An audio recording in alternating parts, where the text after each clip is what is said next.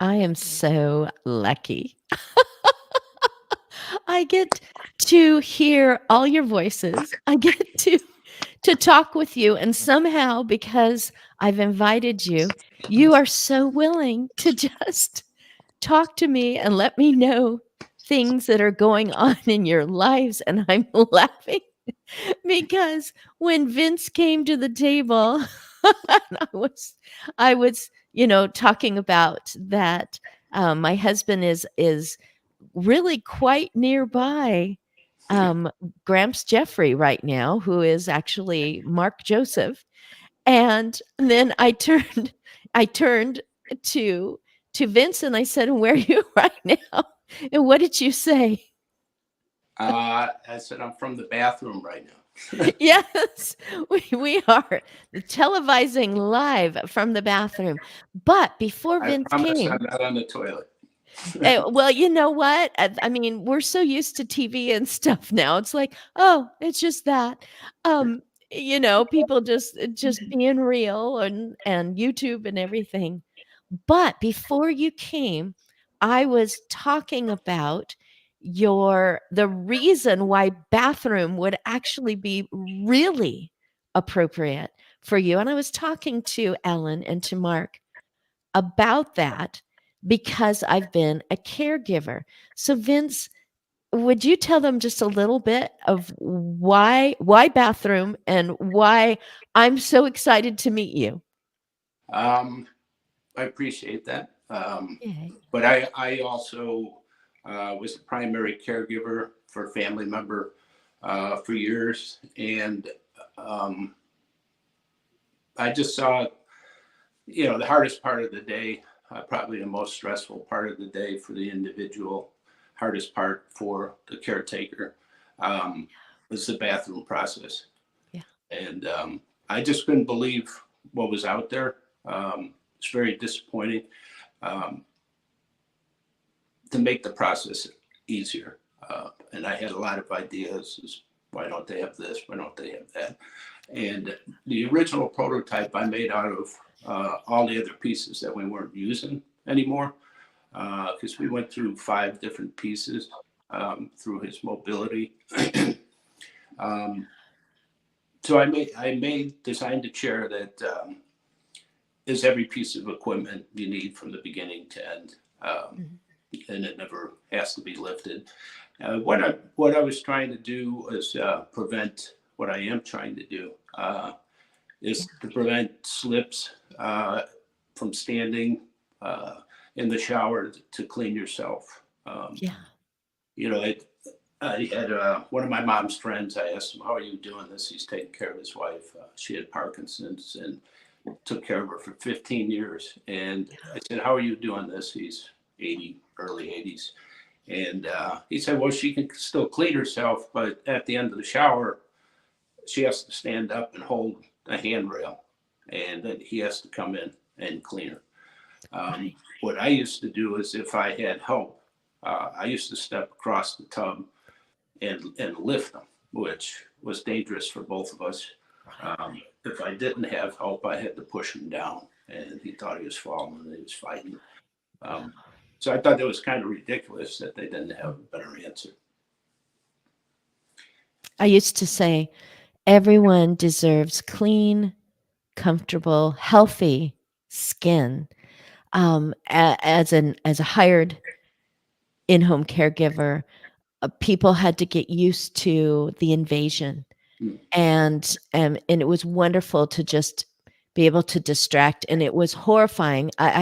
My lung capacity increased from the number of times I held my breath, hoping that this was not the day that they would flip or fall against me and I wouldn't be able to do what they needed. And what you created, I'm going to say Perry chair. Is that correct? Is that what you're calling it? Yes. The peri is short for the perineum. So, um, Right. so I'm trying to avoid slips, obviously in the shower. But if you don't have a separate shower, you have to step into the tub. With my chair, you never have to step in the tub. Um, so I'm trying to avoid that first accident before it's too late. So I'm also trying to, because you don't have to pick it up, um, it avoids uh, falls because you carrying, especially a transfer bench, in and um, out of the uh, out of the bathroom through the doorway. And there's a lot of plastic ones that don't weigh much, but you have a 3 foot long bench, and you're trying to get around the sink and through a door. So the way I designed it, where it doesn't have to be lifted, I'm trying to avoid falls. So slips in the shower or tub, falls by not having multiple pieces of um, by not having to carry it, but also trips. So slips, Yes. trips, and falls. The trips is not having multiple pieces in the bathroom. You only need one piece at all times. And And Vincent, I can see them in my mind because I was in almost 100 different homes, all the different things. What you're saying is so important. I have to interrupt you for a moment because Jeanette, you are here and you are here for a few minutes. Oh, Jeanette, I made it. I love it. You made it once before, and I just kept going, and I've learned to look up and down at my screen. And so, Jeanette, I would love to know why you call it fluid transitions, if you want to say that. And I also want to know, do you ever get time to think about your own future, your own aging when you are in the midst of everything that you're doing? So, Jeanette, I'm just going to turn it over to you for a while because I know you're only here for a few minutes. Yeah, well, I'll try and stay on as long as possible. I am expecting a call, but nice to meet you, Mark and Ellen and Vince.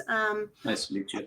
I'm here. I'm located actually just outside of the Toronto area in Ontario. So I'm not sure where the rest of you guys are, but many of the topics we talk about with regards to seniors, it defines borders. So it doesn't really matter. We still have the same issues that we're dealing with. So Yeah. the reason I called my business Fluid Senior Transitions is I always have this imagery of water and how water can change. And, of course, right now we're expecting a full-on hurricane in Florida. So I kind of liken a senior crisis to that type of hurricane. It's like you've got to figure out things on the fly. You don't know your options and your choices because they're just developing and they're happening.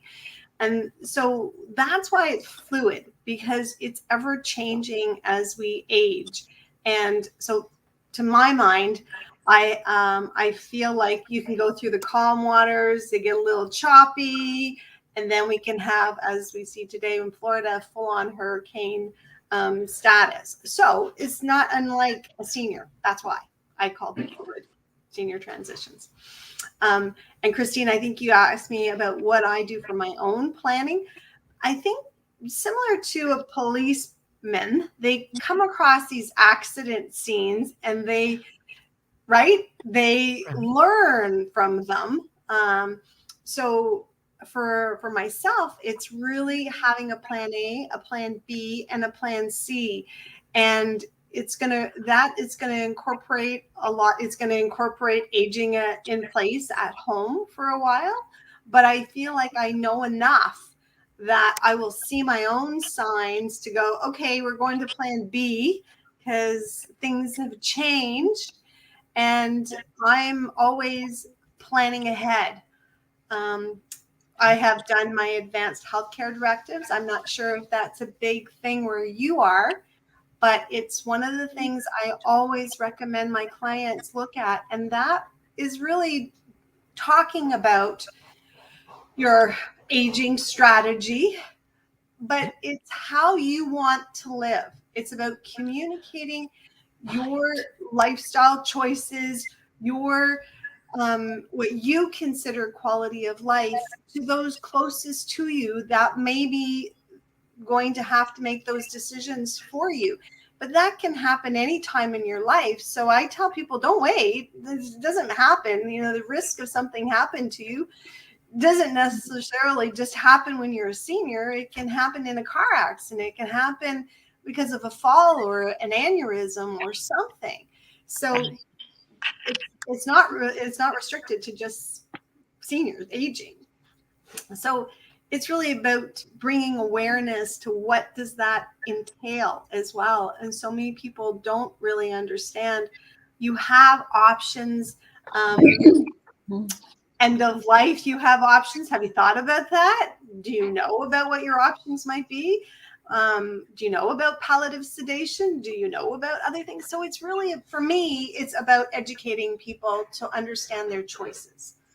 You touched on something. Those terms, when we go into the doctor, we don't even know what it is we're supposed to ask about. When we're learning technology, it's like there's a bunch of terms, there's a bunch of words, and if I just had I think it's called a glossary. Yes, got that. It's like an American or English dictionary that also is a dictionary for the language of the country that you're traveling to. And we all know we are traveling into our future, and we keep hearing that our future could be decades longer than it was decades ago. Right. So if you're going into that country, why wouldn't you have your, English to Swahili?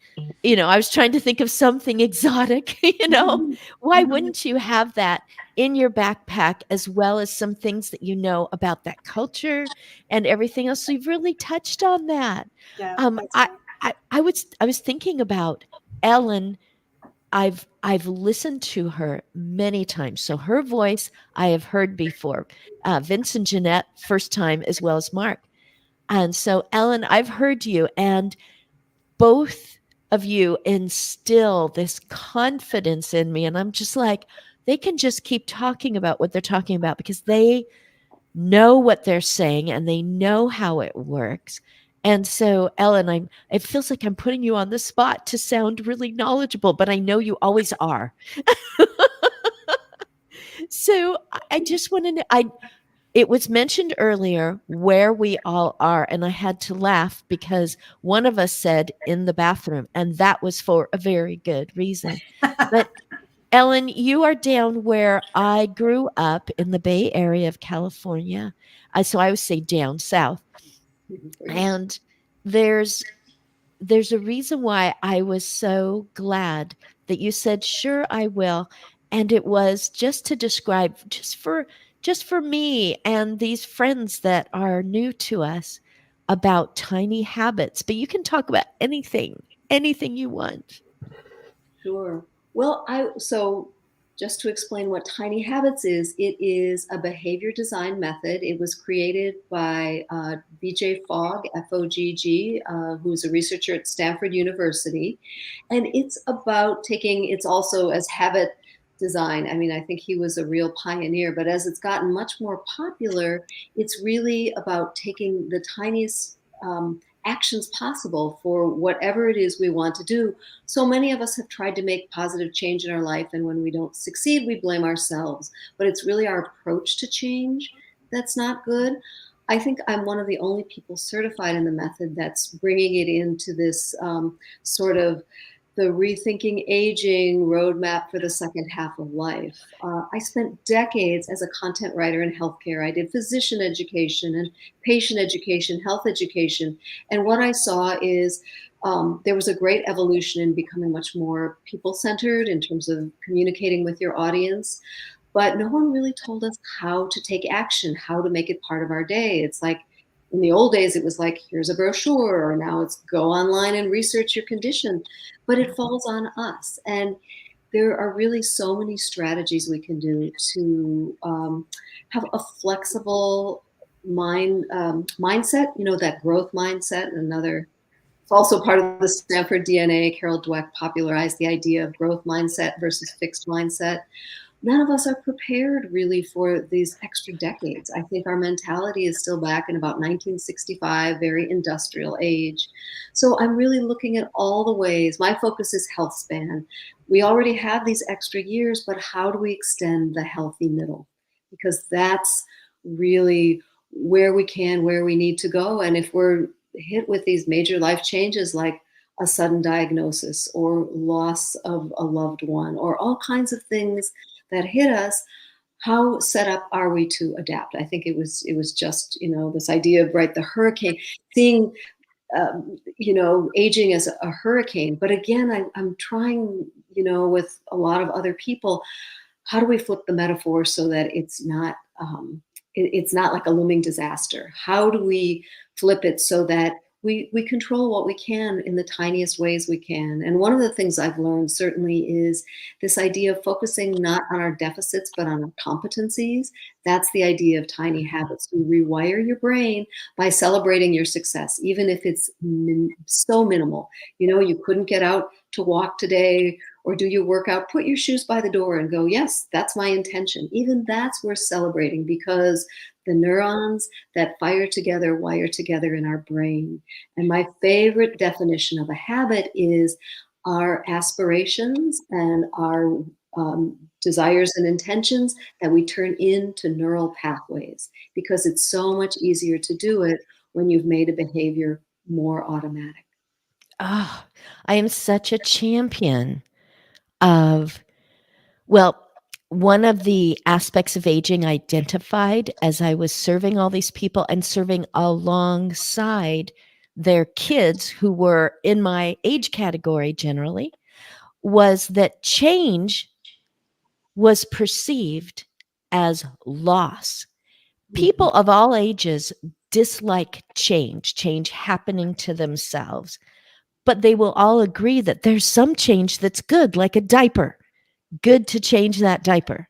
So it became changes perceived as loss as they were advancing forward and feeling like, if I have to change again, that is going to sap too much energy. Or what if I can't change back?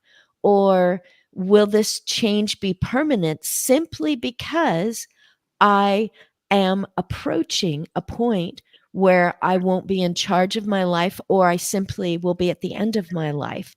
And so each change, even I always do this on Tuesday. And now even this is being taken away from me for whatever reason, maybe doctor recommendation, or our society has changed and now that's not available on Tuesdays. And so tiny habits to approach the third of my life, saying there will be changes. There will be a point where I'm not able to do something that I've always enjoyed, or took for granted that it would always be available to me. And to practice these tiny differences of, okay, adjusting. Adjusting is good. It's stretching, it's dynamic, it's not stagnant. Great. I will put other shoes on. I will put shoes by this door. You said something so simple, that I can make an adjustment and look, I'm still okay. And not to see it as, oh no, I'm losing something else. Gramps Jeffrey, you have the cutest book next to you. And when I look at the screen, I get a little bit distracted. Our friend Jeanette had to go on to that call. That is really cute. Please tell us about it. Oh, you are Mark, but Gramps Jeffrey is what I see on LinkedIn. Right. That's my pen name. I don't want to Oh, turn 3. It's a book that I wrote during the pandemic, living this past year because of the pandemic caused by COVID-19 in isolation, except for being able to be with my family. It gave me a special time to watch and interact with all these grandkids. And I got to tell you what a trip that was, because all 6 of these kids have completely different personalities. But the one thing they have in common is their curiosity. How excited they get when you do accomplish something. Watching them grow year to year and how they interact with each other really is the basis for this book. What goes through a toddler's mind? The parents are just so desperate to understand. When does a toddler really understand the difference between me and us? That's all part of this book. But as a baby boomer myself, I try to understand how the world has evolved since I was 3 years old. It's also part of the story. My parents, they didn't have cell phones. They didn't have the internet. They didn't have cable TV. They didn't have remotes. I was my dad's remote. He said, "Son, go change the channel." That's how I grew up. So my parents' definition of discipline is completely different than parents of today and how they discipline their kids. So that's what this book is all about. It's a book about, when do you really learn to take responsibility? Is it 3 years old? Is it 13 years old? Is it 23 years old? Or as a baby boomer, I know plenty of 63 years old that still don't take responsibility. Right. But what I'd really like to talk about is something that Ellen just brought up with developing habits. Okay. And so, myself and we just opened up a new site called babyboomer.org. That's babyboomer.org. And the part of that site is on aging. So if any of your listeners or anyone that's on the screen would like to contribute to this site about aging and all the issues and all the problems, please come right over, because we're just launching the site. We need experts. And obviously there are plenty in this community that are experts on aging. So you kind of say, well, why did you start this site? Well, the baby boomer generation, we're as diverse as every other generation there is. The ones before us and the ones after us. We're politically very diverse. We're religiously very diverse. We've got all kinds of views that are very diverse. But the one thing that baby boomers do have in common is that they have this shared experience that connects us. When we were growing up, there were landlines. So there were 3 television stations. So there's all these experiences that we all went through together. We were there for both the Kennedy's assassinations. We were there when Martin Luther was killed. We were there when the landing on the moon. We were there when birth control just started to grow and was more widespread. We were there for Vietnam, good and bad. When our 4 baby boomers were killed in Kent State, we were there. We were there for the riots in the streets in the late 1960s. Music, we're all connected with the music, whether it's Elvis or the Beach Boys, Three Dog Nights, or the Supremes. We're all connected with the movies, whether it's Butch Cassidy and the Sundance Kids, or Jaws, or any of the Spielberg movies, or Animal House, or Star Wars, or The Godfather. So this is a place for all of us baby boomers to come for information. And I'm asking all of the one who's listening to this to contribute. That's what this is. This is a community site. It's a .org.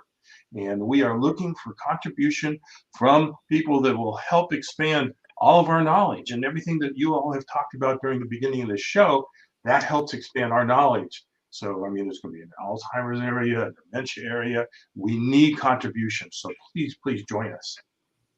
Oh, you're archiving culture. You're asking for books. You're asking for podcasts. You're asking for, there were different categories. I did see those.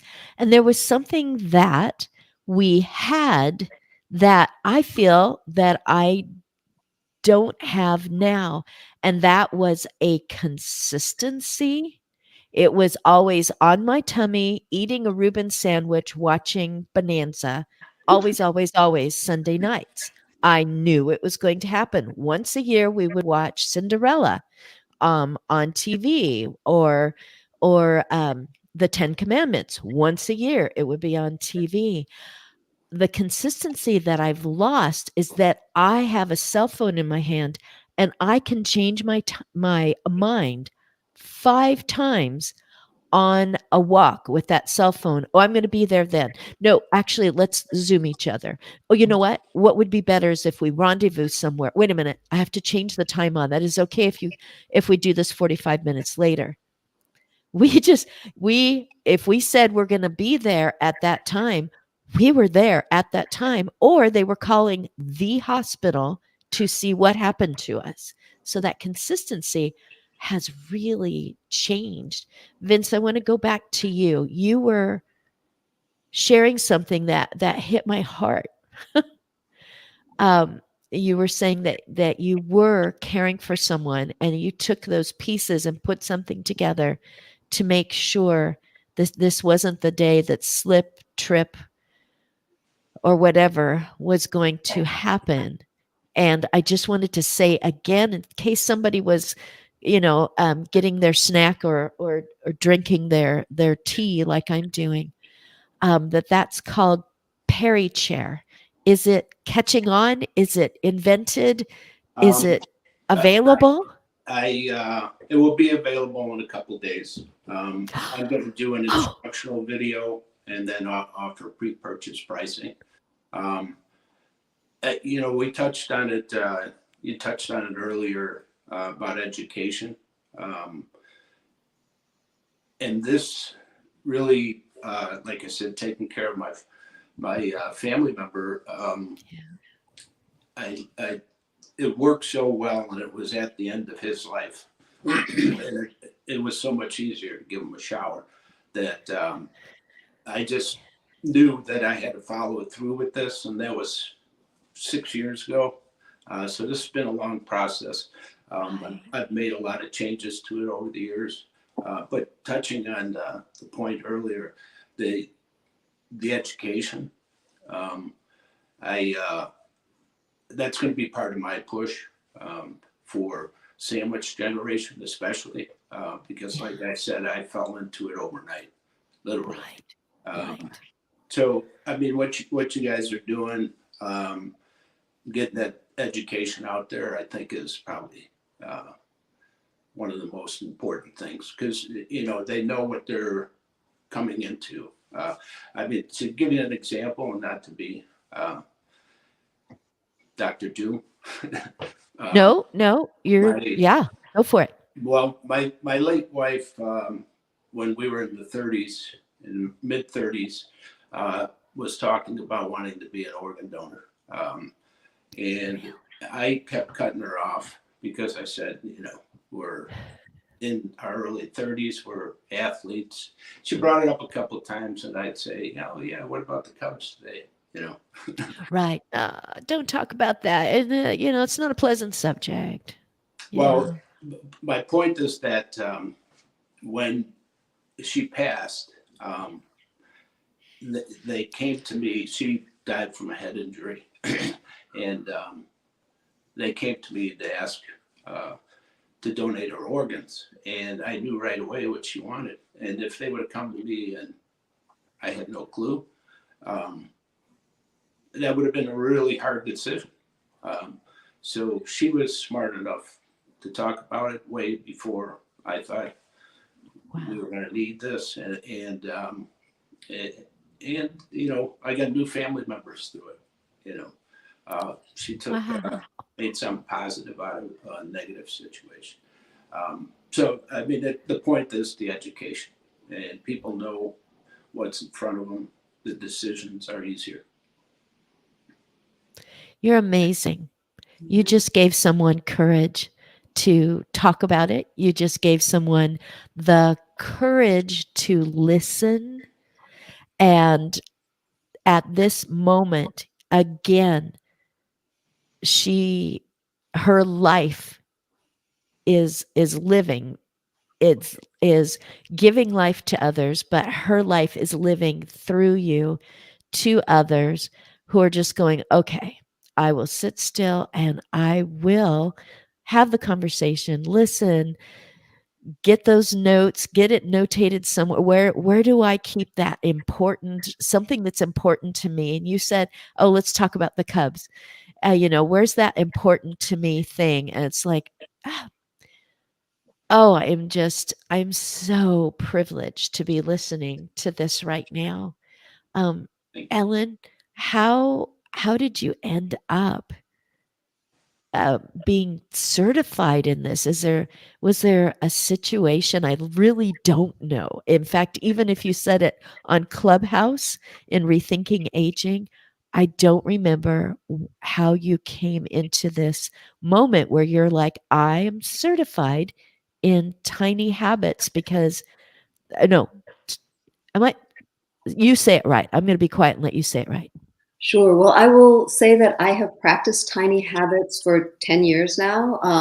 BJ Fogg came up with the method, I think, in a little before that, a couple of years before that. But I went to, I don't know if people remember, there was a phase where there was something called an unconference, and where participants got to like make up their own conference schedules and talk about whatever they want. And so I went to one at UC Berkeley in the School of Information and Informatics, and someone was talking about this. And they were a quantified self person where you like measure, all the readings of all your devices, people track it. And it had not worked for me. I knew this woman because I tried to go to those meetings, and having data just didn't get me to change my behaviors. But then she started talking about this, and I was like, wow. So I signed up immediately. You can still do it the same way. There's a free 5-day program where you get coached online through email for 5 days. You pick 3 habits you want to start. And so I kind of kept at it, and things came and went, and I wasn't that good. But finally, after 7 years, I was like, this has made such an amazing change in my life. I want to get certified in it. Bringing it to aging is another whole story. I see we're kind of at the bottom of the half hour here. So I'm glad to talk about that another time. But yes, I practiced it for 7 years myself. And I just saw the sense of control you get, the sense of your identity shifts. I am the kind of person that can deal with this or that, or make the changes I need to in life to keep on going. So that's how I got started. Did you say how a viewer could? You talked about BJ Fogg, FOGG. Did you say how a viewer could possibly learn more or even contact you? Sure. tinyhabits.com has all the information. And again, it's a free program you sign up for. There are real live coaches who coach people via email. And that's how I got started all those years ago. So that's a great way to begin, but there's a book on tiny habits. The website has all kinds of videos and all kinds of information. But I feel like small successes is really, it's a great, it's so empowering. And I think it's especially good as we get older. We have less energy. And as BJ Fogg says, we live surrounded by messages of go big or go home. You're a superstar or a loser. Well, how ridiculous is that? We can, really, that's all there is in life. So let's take our lives into our own hands. Let's take our aging into our own hands. There's just so much we can do by starting small and rewiring our brains through celebration. Celebrating success releases dopamine. It's proven by neuroscience that this creates positive change in our lives. Earlier, you said deficiencies and competencies. And I like that. It sounds more intellectually under my control. I don't have to talk about, well, so what's the pros and cons of hiring you, or what are my weaknesses and my strengths. It's like deficiencies. Instead of looking at that, look at your competencies and move forward. And I like words. So I really like that you said that. And Mark, I like words. When you came on the screen, I thought, what, who did I send? And you're like, oh, I'm Gramps Jeffries. And I'm like, I'm so glad. And as much as I became weary is not the word, but I became intolerant of using words about pandemic and COVID and things like that. What you said was during that era, 6 grandchildren. And I was just like, look at the good that came out of shutdowns, out of banding together. This is another wonderful thing. And you went both directions as far as I'm concerned with the children's book. I love that illustration on the front. And also with baby boomers, hey, contribute here, bring your information, your helpfulness, It said, oh, I just peeked down at the right moment. Hi, Charla. She is going to pick up a copy of Tiny Habits. Oh, yes. Actually, she is working at a library just in the last few weeks. So she is just very much looking forward to that. So I'm so glad that I could say it out of niceness, but I'm serious. I am so glad that I learned about fluid transitions from Jeanette for the few moments that she was able to be on the screen. And each one of you, you just invited me in to a moment in your life, and I truly treasure that. So I don't want to say goodbye, but I do need to give you all an opportunity to go on being fantastic and vibrant and um, so creative and so dedicated, and not just stay here on my screen. So I'm just going to do a round robin. Vince, anything that you want to say to end, and then Mark, and then Ellen, and then I'll wave goodbye. So go ahead, Vince. Not yet. You kind of said everything I need to say. I appreciate you guys listening to you guys. Mark, you got a sale already? Yeah, it's necessary for us to teach children how to think, not what to think, but how to think. And everything we're talking about here and aging and so forth, we need to teach them how to think about the grandparents growing old, how to think about what's going to happen at the end of life. So, that would be my message this morning, is making sure we're teaching others how to think. Oh, I love it. Ellen, what do you love to say to people for them when they're walking away from the table, to just give them encouragement? Besides, Charlotte is going to pick up the book at the library today. That's great. I would just say we are surrounded by myths and outdated mentalities that somehow kind of everything's downhill from 40, the age of 40. And we are here to prove that completely wrong. We have decades left to live. We have wisdom. If we can count our days rightly, that's a line out of Psalm number 90, which is attributed to Moses. If we can count our days rightly through techniques like tiny habits, I think we can have some of the best and happiest times of our lives. So that's what I encourage people to do. Oh, if you can make a difference in someone else's life, it's like the bucket list. Like today I did. So, and thank you to Charlotte too, who was watching. Thank you to everyone else who made comments. And I forgot to look at my screen when you were showing your comments, and people who are just listening in. And I know there's always future people. It's always now and then.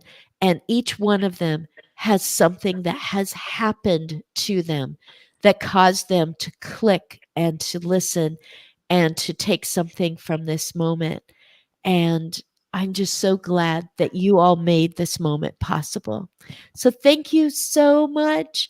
And we look forward to that Perry chair being available in just a few days. And you're going to be great. You're going to be fantastic in those videos, but I hope you don't get Thank you. I hope it doesn't go to your head. It's like, wow, I'm a star.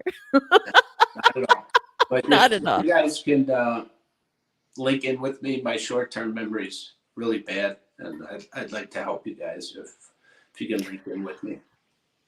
Great. I'll tag you all. I'll put this out there in LinkedIn land, and I'll tag you all to give you a head start on connecting with each other, including Jeanette and Charlotte. Mark? I want to leave this one thought, and it was Dr. Seuss who said this, is you never know the value of a moment until it becomes a memory.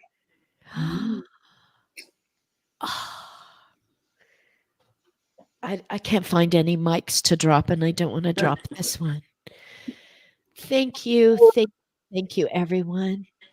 All right, guys. Thanks for Until having me. next Thank you so much. time. Bye-bye. Have a great day.